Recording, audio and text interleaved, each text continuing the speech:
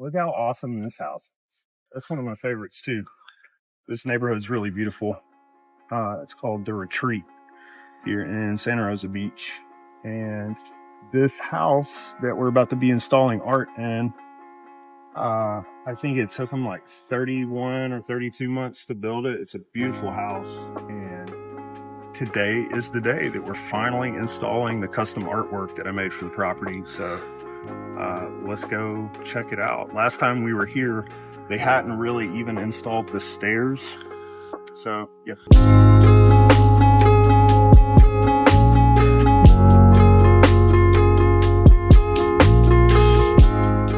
Yeah, so this is the main wall and the foyer when you walk in. So the piece of art that we made for this space is 11 feet wide and 4 feet tall, I believe. So it's a big wall, but this staircase is super cool. Last time we were here, the staircase hadn't been installed. None of the wood was on here, it was just the metal.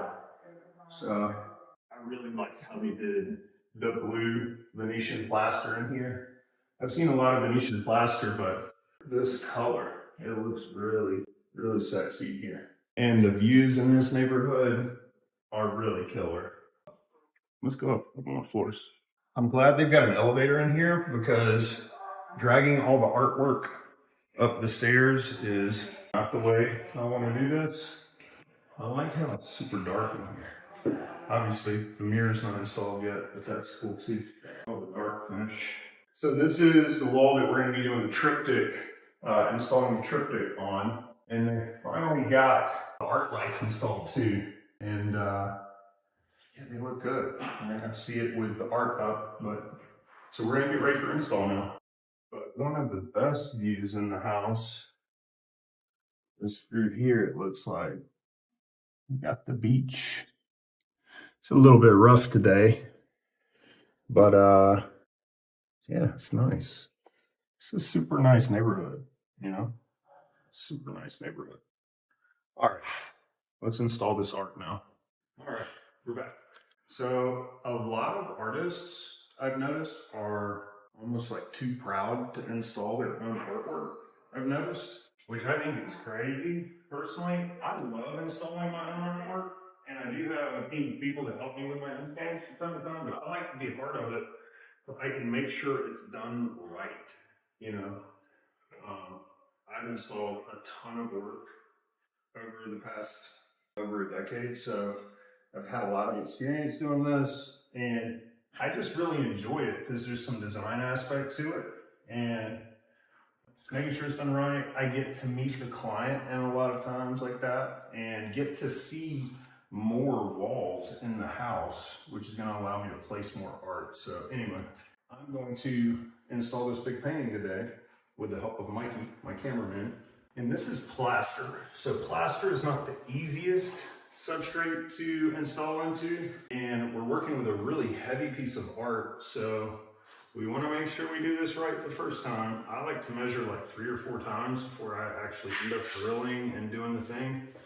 But we've made videos on this in the past. I really love using these little toggle anchors right here. I think we've got them linked somewhere in our description too. They don't strip out of the wall like a lot of other products do, I've noticed. So we've got 204 3/4. I don't have my phone, I'm gonna need a calculator. Do you have a passcode on this thing? All right, so now that we have the width of the wall, now what we wanna do is come this way, and we want to measure the distance between the top of the D-ring, just hold that there, those stays, to the top of the D-ring. From top of the D-ring to the top of the D-ring. Use a stud finder. Just saying, if you don't know, now you know. Use a stud finder. I like to use blue tape. What's this say? 36.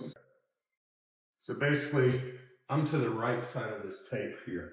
Now I'm going to measure the offset from the height here, which is 5 inches on the top, 29 inches, and then we're going to add 5.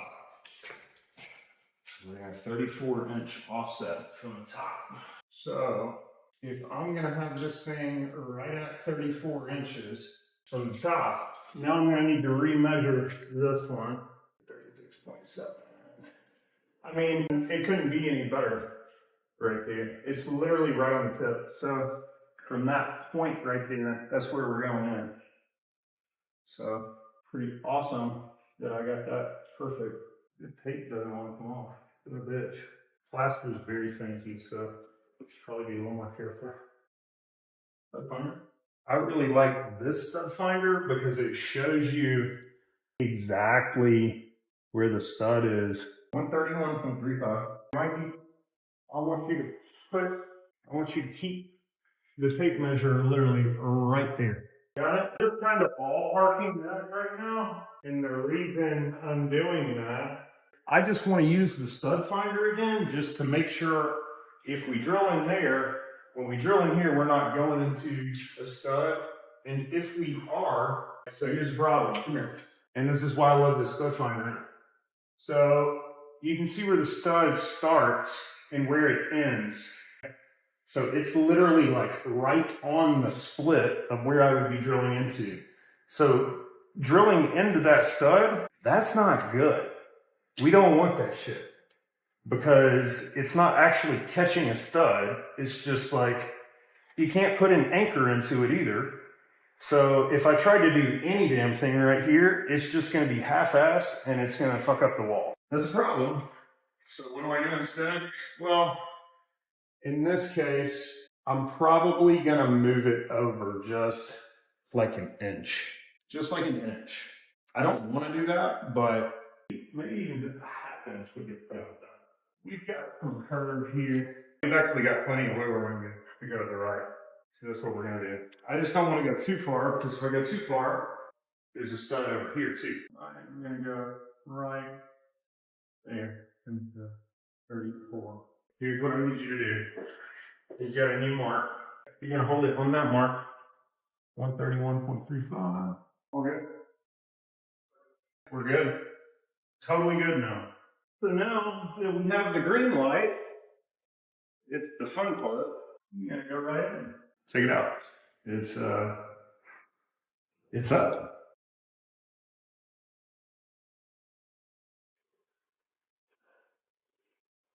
We're probably gonna flip it, but I'm happy with it.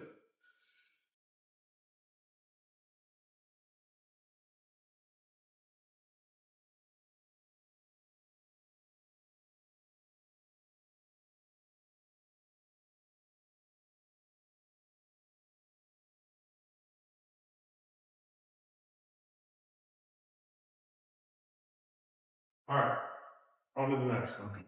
And we are gonna use the elevator. Finally figured out which way this thing goes. Usually I label the back of them. I did not do that on these. So anyway.